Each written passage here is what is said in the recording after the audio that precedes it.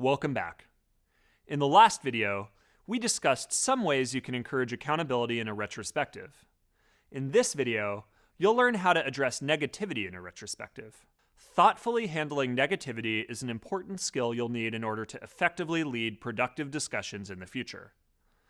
The ability to guide discussions that break down project performance while maintaining a constructive and positive tone will help you identify and improve problem areas of a specific project.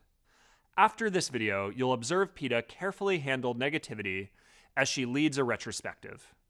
Then, you'll apply similar techniques as you wrap up your own retrospective document. Before you do your own retrospective, it's important to ask yourself, is this conversation likely to feel stressful for the team? Sometimes the answer will be yes. Let's talk about why negativity sometimes comes up during retrospective discussions. Retrospectives are a great way to build trust, honesty, and direct communication with the team. But keep in mind, if the environment doesn't feel psychologically safe to the team, it's very easy for a retrospective to turn negative. Negativity can make it more difficult to hold a productive discussion that identifies solutions to project challenges.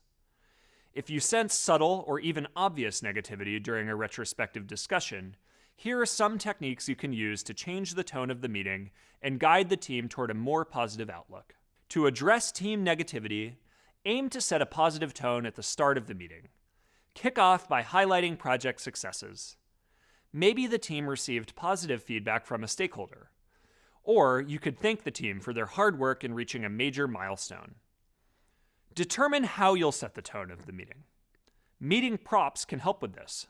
For example, you might hand out an even number of green and red index cards to each participant and ask attendees to write successes on the green cards and challenges on the red cards.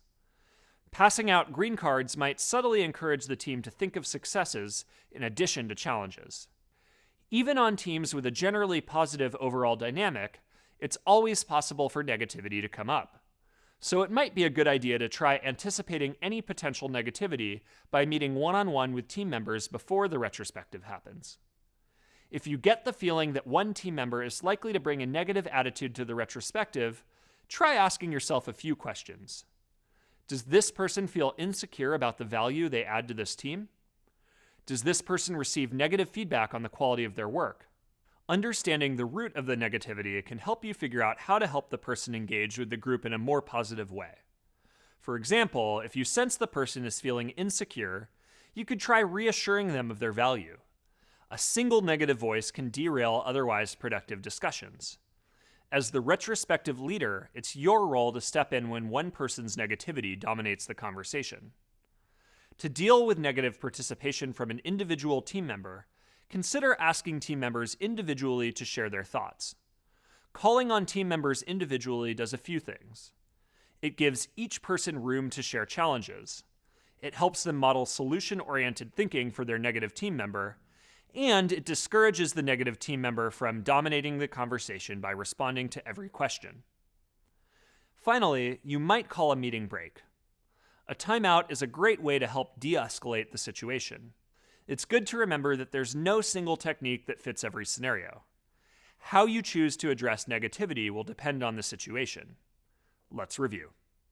To address negativity during a retrospective, you can aim to set a positive tone at the start of the meeting, determine how you'll set the tone of the meeting, consider asking individual team members to share their thoughts rather than posing questions to the group, or call a meeting break. In the upcoming activity, you'll observe Peta by reviewing the supporting materials as she navigates negative situations in the Sauce and Spoon team's retrospective. Then, you'll finish your version of the retrospective. After you've completed the upcoming activity, meet me in the next video to wrap up.